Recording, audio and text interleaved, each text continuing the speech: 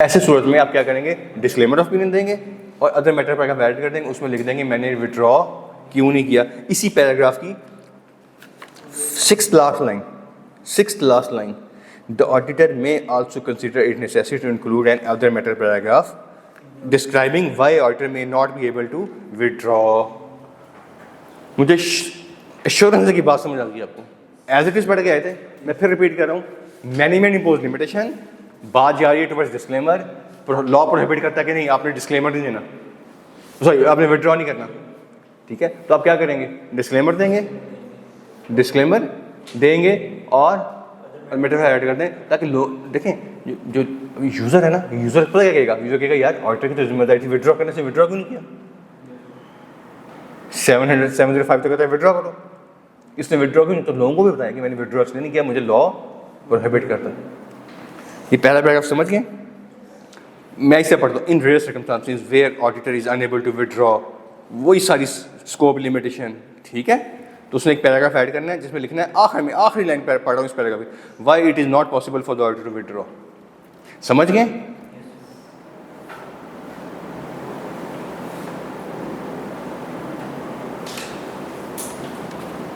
चलेंगे आगे।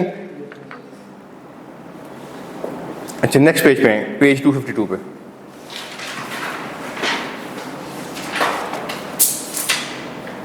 इसमें एक बुलेट आ रहा है, इसमें थोड़ी सी आपकी बुक ने बुलेटिंग इतनी अच्छी नहीं की हुई, ठीक है। मैं आपको इसको एक्सप्लेन करता हूँ, इस पैराग्राफ को समझाता हूँ। ये जो बुलेट है ना, एक आपने जनरल पर्पस फाइनेंशियल स्टेटमेंट पढ़े होंगे, जनरल पर्पस स्पेसिफिक पर्पस पढ़े होंगे यार, जनरल पर्पस और स्पेसिफिक पर्पस समझ लें। जनरल पर्पस होते हैं जो उस ज्यूरिसडिक्शन के लॉ के मुताबिक और जो भी एप्लीकेबल फाइनेंशियल रिपोर्टिंग फ्रेमवर्क होता है उसके मुताबिक बनते हैं। मैं आपको एक एग्जांपल देता हूँ। मैं सऊदी अरेबिया गया, वहाँ एक मैंने कंपनी का ऑडिट किया, अल हमरानी केमिकल्स, ठीक है। कैसे करना था मैंने, सऊदी अरेबियन फ्रेमवर्क के मुताबिक ऑडिट कर लिया, सब कुछ हो गया, ठीक है। अच्छा ये सब्सिडरी थी एक स्पेनिश कंपनी से होल्डिंग थी। ये मैंने पूरा ऑडिट कर लिया, ठीक हो गया, ऑडिट कर लिया। ऑडिट करने के बाद सऊदी अरेबियन लॉ के मुताबिक रिपोर्ट दे दी। जैसे ही मैंने रिपोर्ट दी, साथ ही मुझे कंपनी ने कहा, मैनेजमेंट मेरे ऑडिटर से मेरे सीनियर ने भी कहा कि आप ऐसा करें, इसको कन्वर्ट करें स्पेनिश फ्रेमवर्क के मुताबिक और उस पर भी रिपोर्ट देनी है। एक सेट हमने ऑडिट किया सऊदी अरेबियन लॉ के मुताबिक और इसको सऊदी अरेबियन जो रेगुलेटर हैं वहाँ, जैसे पाकिस्तान में SCCP है, वहाँ पे जो रेगुलेटर है उनको सबमिट कर दिया अकाउंट्स, कंपनी को भी दे दिए। फिर मैं दोबारा गया, मैंने कुछ अकाउंटिंग पॉलिसी चेंज थी, वो चेंज करके स्पेनिश कंपनी के लॉ के मुताबिक उसको ऑडिट कर दिया, ठीक है। इसका पर्पस क्या था, क्योंकि इसने जाना था स्पेन और स्पेनिश फ्रेमवर्क के मुताबिक इसने वहाँ पे कंसोलिडेट होना था। मैंने पढ़ा है ना, जब अब कंसोलिडेट करते हैं तो सब्सिडी की अकाउंटिंग पॉलिसी कौन सी बन जाती है, जो होल्डिंग की होती है। याद आ गया, ठीक है। मैंने प्रैक्टिकल पहली बार आया कि प्रैक्टिकल इसको देखा था कैसे ऐसे होता है। अब क्या हुआ, अब हमें दो रिपोर्ट्स थी, एक ये रिपोर्ट। अब लोग कंफ्यूज होंगे कि यार एक कंपनी एक ही साल एक ही ऑडिटर दो रिपोर्ट्स दे रहा है। एक कंपनी अल हमरानी केमिकल्स एक ही साल सन 2006 एक ही ऑडिटर डिलाइट, रिपोर्ट्स कितनी है, समझ गए। अब लोगों को इस कन्फ्यूजन से बचाने के लिए हमने क्या किया, इस रिपोर्ट में मैटर पैराग्राफ ऐड किया, अदर मैटर पैराग्राफ, इसमें एक matter paragraph, other matter paragraph. यहाँ पे हमने लिखा कि हमने इसके अलावा एक और सेट ऑफ अकाउंट्स भी इशू किया है जो स्पेनिश फ्रेमवर्क के मुताबिक है। यहाँ पे हमने लिखा हमने एक और सेट ऑफ अकाउंट्स भी इशू किया है जो सऊदी अरेबियन फ्रेमवर्क के मुताबिक है, ताकि लोग कंफ्यूज ना हो, लोगों को पता है हाँ यार फ्रेमवर्क डिफरेंट है, समझ गए। पक्की बात है। अब कंफ्यूज नहीं होंगे लोग, अब दो सेट के तीन सेट भी आए, लोग कंफ्यूज नहीं होंगे। चलें आगे पढ़ें इसे जी, page 252 last point. When a key audit matter section is presented in the audit, यहाँ पर ये जो बुलेट है, Other matter paragraph in the auditor's report referring to the fact that another set of financial statement has been prepared by the same entity in accordance with another general purpose framework, and that the auditor has issued a report on those financial. ठीक है, एक और set भी है। अब पता लगे अब जनरल पर्पस कौन से हो गए, इनमें जनरल पर्पस कौन से हैं जो लॉ के मुताबिक बने हैं, आपके फ्रेमवर्क के मुताबिक बनते हैं, और ये स्पेसिफिक पर्पस है। इसका मकसद सिर्फ और सिर्फ स्पेन जाना है और वहाँ जाके कंसोलिडेट होना है, ठीक है। आपने देखें हमारे पाकिस्तान में ये मतलब ऐसे हुआ, कंपनी ने अकाउंट्स में आए जनरल पर्पस। जनरल पर्पस कैसे बनेंगे, कंपनी एक्ट के मुताबिक और IFRS के मुताबिक हमने बना दिए, रिपोर्ट दे दी। अच्छा, क्लाइंट आता है, आज कहते जी मैं बैंक गया था, बैंक कहता है कि इसमें तो नॉन कैश ट्रांजेक्शन भी आ रही है ना, डेफिनेशन भी आ रही है, ये भी आ रहा है, वो भी आ रहा है, मुझे अकाउंट चाहिए सिर्फ और सिर्फ कैश बेसिस पे, सिर्फ और सिर्फ। उसमें हम क्या करते हैं, नॉन कैश चीज़ सारी प्रोविजंस माइनस कर दी, डेफिनेशन माइनस कर दी, इम्पेयरमेंट माइनस कर दी, ठीक है, उसको कैश पे अक्रूवल्स माइनस कर दी, उसे कैश बेसिस पे ले आते हैं। अब वो हमने अकाउंट बनाए, उस पर रिपोर्ट भी दी, तो उसमें लिखेंगे हमने इसके मुताबिक एक और सेट भी बना हुआ है, इसमें लिखेंगे इसके मुताबिक और सेट भी बना हुआ है, ताकि लोग कन्फ्यूजन हो। और जो स्पेसिफिक पर्पस है ना, उसका पर्पस क्या है, सिर्फ और सिर्फ बैंक की रिक्वायरमेंट है। वहाँ लिखते हैं कि सिर्फ और सिर्फ हमने बनाया HBL में प्रेजेंट करने के लिए, इसके अलावा कोई और यूज़ नहीं है।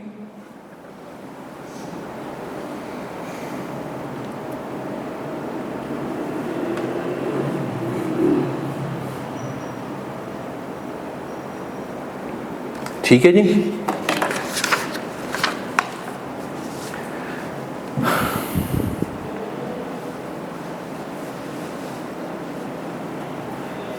आईडी कार्ड को क्रॉस चेक करने की तरह हो गया। आईडी कार्ड को जैसे क्रॉस चेक करके स्पेसिफिकली देते हैं कि ये इस पर्पस के लिए काइंड ऑफ देखें ना, आईडी कार्ड में जो आपसे आईडी कार्ड ले रहा था उसको तो पता होता है कि आप मैं किस लिए ले रहा हूँ। यहाँ पे यूज़र है, आप देखिए आप बैठे हुए हैं, आप इन्वेस्ट करने लगे हैं, आपने इन्वेस्टमेंट डिसीजन करना है डेस्कॉन इंडस्ट्रीज में, फॉर एग्जांपल डेस्कॉन इंजीनियरिंग में, डेस्कॉन के 2 अकाउंट्स आ गए आपके पास, आप किस पे ट्राई करेंगे? तो जब तक आपको पता नहीं चलेगा अच्छा यार ये तो स्पेसिफिक इसके लिए हैं, जनरल पर्पस ये वाले हैं, मेरी बात समझ नहीं आऊँ, तो जनरल पर्पस आप अकाउंट करेंगे। अब ये स्पेसिफिक जो है, तो ये तो स्पेसिफिकली बैंक ने मंगवाई है, तो ये कंपनी पब्लिश करेगी, यानी कि कंपनी की रिस्पांसिबिलिटी है? नहीं, इसको पब्लिश करना, पब्लिश जनरल पर्पस ही करने हैं, पब्लिश जनरल पर्पस ही करते हैं, ठीक है। लेकिन आपने आप तो अकाउंटिंग के स्टूडेंट हैं, आपको तो पता है कि कंसोलिडेशन में क्या होता है, ठीक है।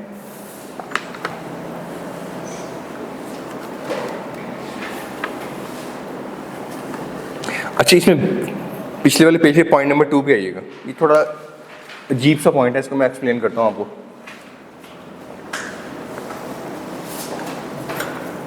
हमने ऑडिटर की रिस्पॉन्सिबिलिटी पढ़ी थी, ऑडिट रिपोर्ट पे अगर आप फोकस करें, याद करें, हमने ऑडिटर की रिस्पॉन्सिबिलिटीज़ पढ़ी थी। जो ऑडिटर की रिस्पॉन्सिबिलिटीज थी रिलेटिंग टू फाइनेंशियल स्टेटमेंट्स, वो कहाँ मेंशन है? रिस्पॉन्सिबिलिटी वाले सेक्शन में, ऐसे ही है। अच्छा, कुछ और रिस्पॉन्सिबिलिटीज़ भी थी जो अदर रिपोर्टिंग रिस्पॉन्सिबिलिटी थी, वो कहाँ मेंशन है? अदर रिपोर्टिंग वाले सेक्शन में, ऐसे ही है ना, ठीक है। ये किसकी रिस्पॉन्सिबिलिटी, किसने बताई है? स्टैंडर्ड ने, 700 ने, ये रिस्पॉन्सिबिलिटी लिखनी है, ठीक है।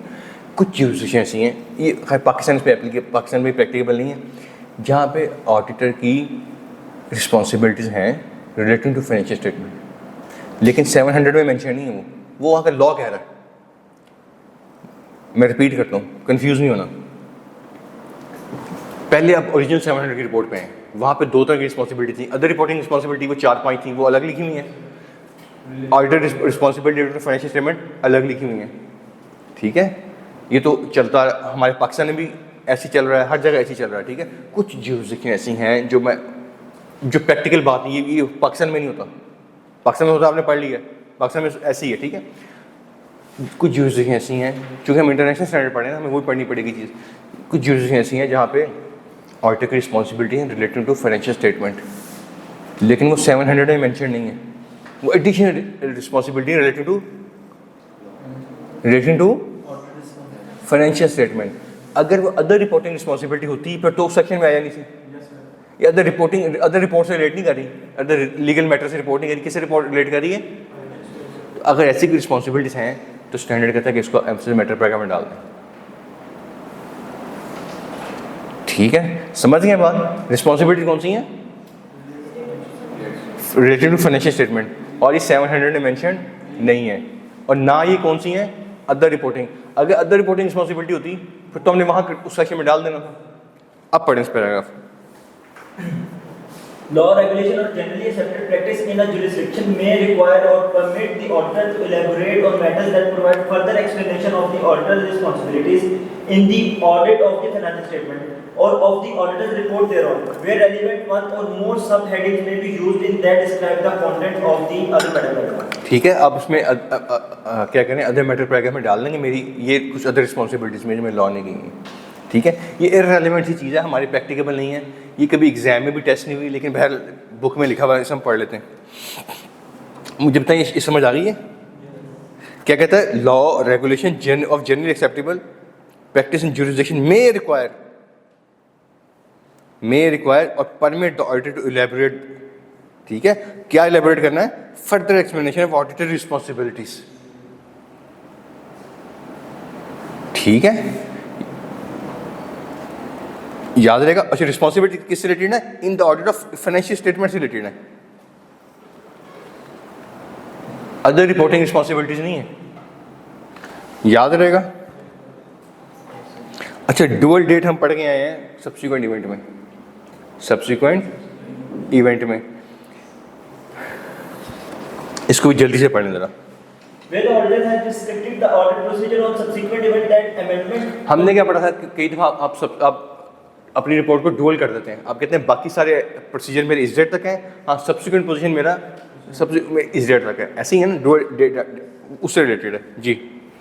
Convey in emphasis of matter paragraph or other matter paragraph that auditor's procedure on the subsequent event are restricted solely to that amendment ISC 560 when facts become known to the auditor. आपने simply बताना other matter paragraph में कि जो मेरे company ने क्या किया हुआ है, जो सब्सिक्वेंट इवेंट्स किए हुए हैं ना, इस दिन तक किए हुए हैं, बाकी ऑडिट इस तक है और इस तक। ये इसकी मैंने प्रैक्टिकल एप्लीकेशन नहीं देखी डुअल डेट की। डुअल डेट में वैसे आज तक पाकिस्तान में देखी नहीं, ऑडिट डुअल डेट कर रहा हूँ।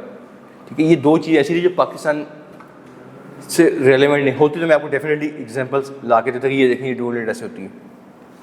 ठीक है, एक सिंगल डेट डाल रहे हैं, लॉ प्रोहिबिट नहीं करता, मेरी नज़र से कभी डुअल डेट नहीं गुजरी। अगर पाकिस्तान में कभी किसी ने अकाउंट्स अपने सब्सिक्वेंट इवेंट पे लेके गया भी है ना, तो उसने उस दिन की डेट को कर दिया मेरी ऑडिट रिपोर्ट की डेट है, वो उसने डुअल डेट डाली नहीं। मेरे साथ एक दफ़ा हुआ था, मैंने अपने अकाउंट रिवाइज़ किए और जो रिवाइज अकाउंट है उस पर उस दिन की डेट डाल दी, यहाँ तक तो डुअल डेट डाल के मैंने कितना खुद कंफ्यूज हुआ है, लोगों को किया। ठीक है, समझ गए। अच्छा, आगे 8.3 में आ जाए प्लेसमेंट। अच्छा, प्लेस कहाँ करना है जी? इसकी जो प्लेसमेंट 8.3 है ना, इसके लिए मज़े की बात हूँ आपको कि ये आपके लिए इररेलेवेंट है, आपके लिए, क्योंकि आपने कहाँ प्लेस करना है? आपने एम्फेसिस मैटर और अदर मैटर कहाँ प्लेस करने जी? जहाँ लॉ ने कहा है। अगर मैं सिंपली कह दूँ कि जहाँ वहाँ प्लेस करना है, तो टेक्निकली 8.3 को पढ़ने की ज़रूरत, ये रिक्वायरमेंट किसकी है? स्टैंडर्ड्स की। ये रिक्वायरमेंट किसकी है? स्टैंडर्ड्स की। आप आए पेज 230 पे,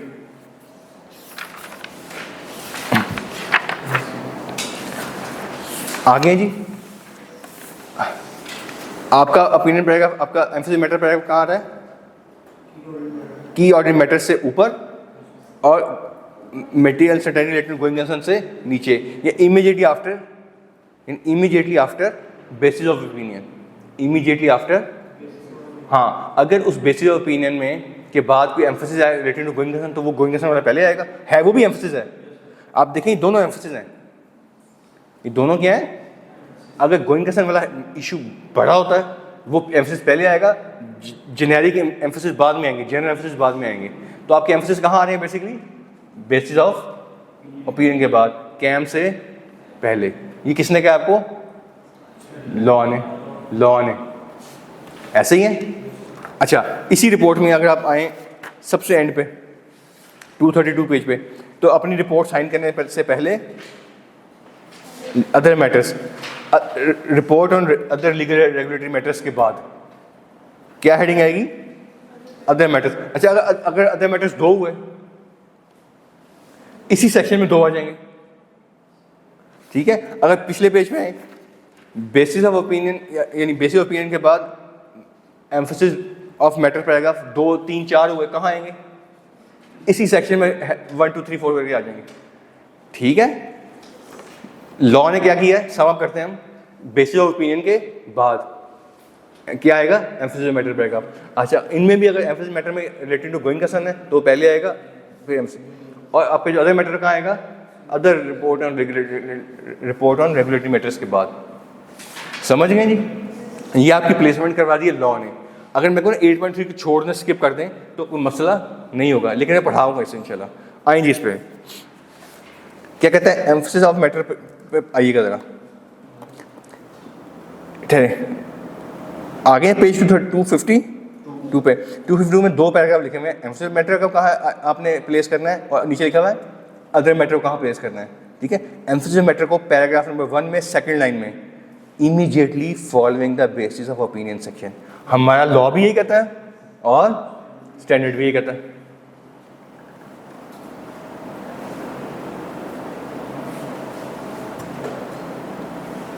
ठीक है, समझ गए? अच्छा, अब चूंकि हम ये पढ़ रहे हैं स्टैंडर्ड कहता है अगर कैम भी हो साथ कैम, तो वो कंफ्यूज करता है, कैम से पहले भी दे सकते हैं, कैम के बाद भी दे सकते हैं।